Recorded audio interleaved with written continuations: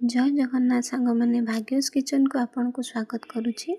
आज यही वीडियो मु बनैबा को जाऊँगी छतु फ्राइड राइस जहाँ 5 मिनट रे इजी रे पूरा बन जीवो एवं बड़ ठू छोट पिला माने समस्त यहाँ को मागी मागी खाइबे सेमती रेसिपी टे गोटे बनैबा।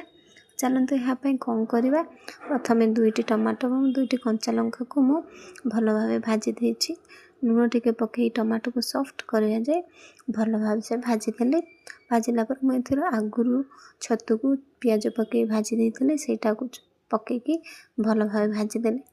देखु भल भाव भाजी हो गलापर ए मु कौन कली चिकेन मसला एवं बिरयानी मसला आमर एवरेस्ट पकईली।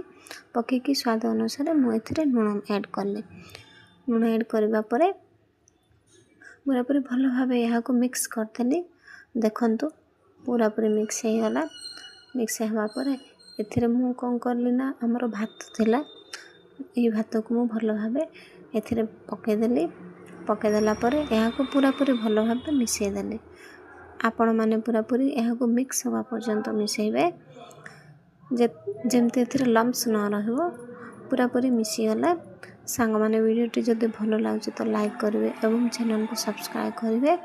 देखंतु रेडी है आमर छतु फ्राइड राइस। Thank you.